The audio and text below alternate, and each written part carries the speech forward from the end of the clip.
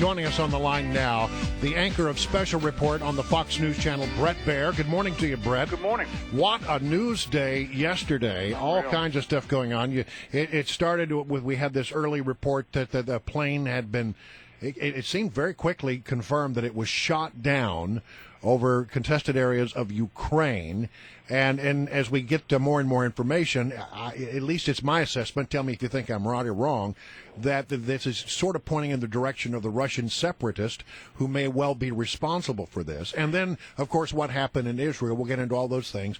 Yeah. Start with the situation in Ukraine. What is your sense of that story as it envelops? Yeah, I think U.S. intelligence officials are confident that it was a sophisticated surface-to-air missile, likely an SA-20, maybe an SA-11, but a big, high-tech, sophisticated missile, about the size of a telephone pole almost, that took down this airliner. The expertise to run that usually comes from a nation-state, and it's believed that Russia was funneling in this kind of high-tech equipment into the separatists inside Ukraine. In fact, the administration was concerned about it. One of the sanctions that was leveled just 24 hours before by President Obama and the administration was on a defense firm that was doing just that, funneling in these weapons to the separatists. So there's a growing consensus that that's where it is. There's this audio tape that has surfaced the Ukrainians have put out. We don't know the verification, but it seems to be a conversation between a Russian intelligence officer and a separatist soldier. And I think you're going to see some real push on Russia and Vladimir Putin because this is a big issue. Bret Baier is our guest. Of course, you know him from Special Report on Fox News, but also his book, Special Heart.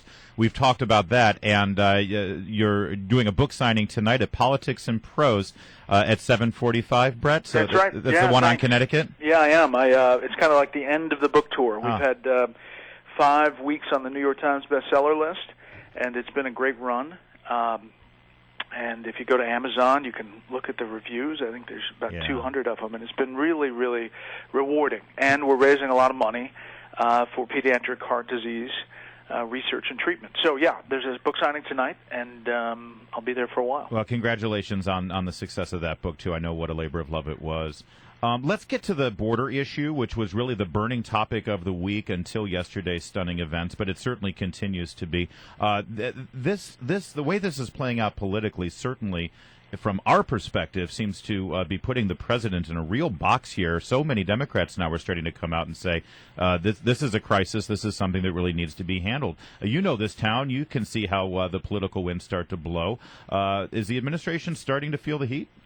Yeah, I think so. Well, I mean, on a number of fronts. I mean, it seems every time the president turns around, there is another thing that is imploding around the world. You heard Josh Earnest the other day say that the administration has done a number of things around the world, and now that the world is more tranquil. Yes, global tranquility. Global tranquility. Wow. I mean, yesterday was not the definition of global tranquility. That's a stunning spin. I mean, really. How in the world can you do that? I mean, that's you've been in that White House briefing room. Yeah. How does that go over when he makes a statement that bold that everybody knows it's just like not in keeping with the facts? Yeah. I mean, it's just I don't know whether the press corps is numb to it now. I think they are. But I don't know. That sentence really perked my ears, and then after yesterday, it was like, well, that's not exactly tranquil. But listen, the president is under fire from his own party and on a number of different fronts. The immigration thing is very sticky. It's very complex. The foreign policy stuff is, listen, that's really, really tough stuff. And yet, there is this sense, and whether it's fair or not, the image of the president keeping his schedule yesterday and going to the burger joint in Delaware and then going on to 2 fundraisers, and one of them on the Hamptons, whether you can give the president slack that he can handle things and do phone calls from Air Force One, and it's just the image of hammering Republicans on that day that seemed to be disconnected. Yeah. Well, speaking of which, I mean, yesterday with this thing going on in Ukraine and the plane going down, We got like maybe 25 seconds from the president. 38. 38 seconds from the president, in which he said something along the lines of, "This may be a real tragedy."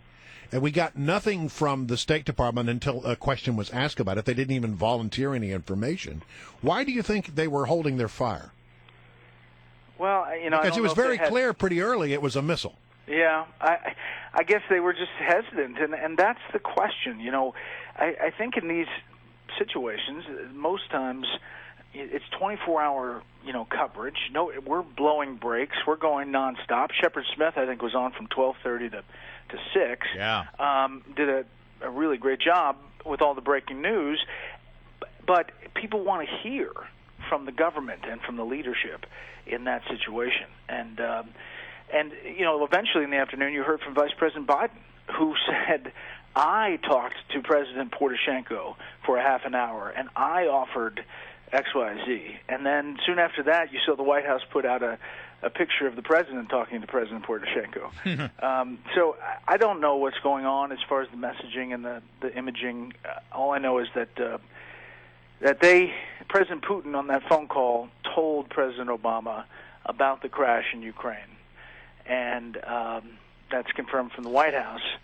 And the White House says that the president then pushed Putin to not funnel equipment and people into Ukraine. They had a suspicion that this kind of stuff was funneling in for weeks. Our guest is Bret Baier, special report, of course, with Bret Baier at Fox News Channel at 6 p.m. every evening. And, Bret, of course, you were amongst the handful of reporters and journalists here in town who really stayed on the Benghazi story. We haven't really been able to touch base with you as the judicial process has now begun for this one terrorist that has been apprehended, who is said to be the mastermind behind the Benghazi attacks. What do you see developing here with regard to the civilian court taking over this proceeding versus a military tribunal? Yeah, well, first of all, I think most of the people we talk to in the know of this situation don't call Abu Khatala the mastermind. Oh, they say thank you. He is a player and an organizer, but not the big dog. And I think there's a list of them, but it's going to be interesting to see how this case goes forward, and more importantly, the evidentiary part of it, and what kind of evidence the U.S. prosecutors will bring to this case. I think you're going to have a book coming out from some of the operatives on the ground pretty soon, very soon, called 13 Hours, and I think it's going to shed a lot of light on a lot of the things we've been talking about for a long time. Great. All right, Bret Baier, again, congratulations on the book, and that book signing is tonight at 7:45 at Politics and Prose. Thanks, guys. Wait, Bret. Yeah. You're not allowed to say Rory McIlroy. Give me one other name who could win the British Open, because Rory's already got such a lead. Adam Scott. Adam Scott. All right, we'll keep it.